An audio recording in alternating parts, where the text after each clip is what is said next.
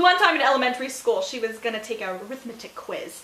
And instead of filling out the multiplication charts like all the other children, instead she drew her favorite Sailor Moon character, get this, okay, marrying a dinosaur. I mean, it was so clearly a reference to the Clinton Lewinsky scandal of '98. I mean, it was brilliant.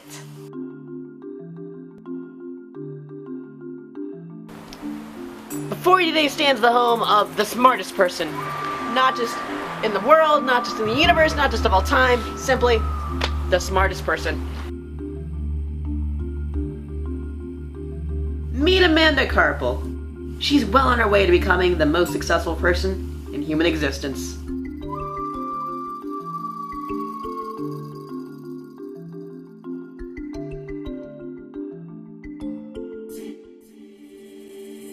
I'm a genius. Always have been. Jealous bitches might disagree, but they're just jealous bitches. I have a very elaborate creative process. I start off with some wine here, my ice bowl, fat juice, fire water, dancing pills here. No high fructose corn syrup, evolution. I just put on a Sigur Rós album and I pretty much just like zone out for most of the day. I'm working on a series of short stories. This one is called Love Letter to the Mayflower. It's kind of an inversion of White Colonial Manifest Destiny, but instead Native Americans go to France to fornicate with all the mimes. This one, Dead Pope Society. I imagine a world where Catholicism exists without a pope and instead relies on the leadership of a border collie named Jerry. Have you tried publishing any of these stories? Well, they're not exactly finished yet, but I'm seeking a literary agent, so I'm like basically set on that. I remember during my American literature class, she compared Heart of Darkness to an episode of Sex in the City she saw one time. She said that Kurtz is such a Samantha. She didn't elaborate at all. She just said it and then stormed away with a mouthful of Twizzlers. It was very unusual, but I couldn't put it better myself.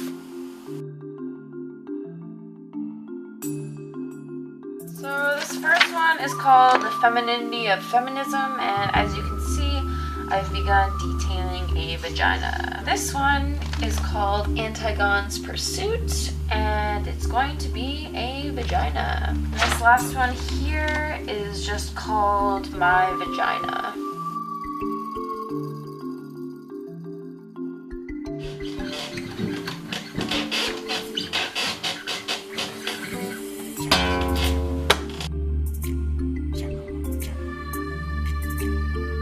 I know she's a super genius. There's no way that we invested hundreds of thousands of dollars into her for her not to be. I mean, how could that much money be wrong? It's impossible. I know she's gonna make $1 billion, she's gonna pay off those loans, and then, you know, the Russians are finally gonna give us our other children back in Mars. With all of this intelligence and power, I have to ask you, Amanda, what's your next move? Definitely need to catch up on girls. But after that, maybe first lady president. You do know that you have to be 35 to run, right? Well, if you're gonna break through one glass ceiling, I mean, you might as well break through them all.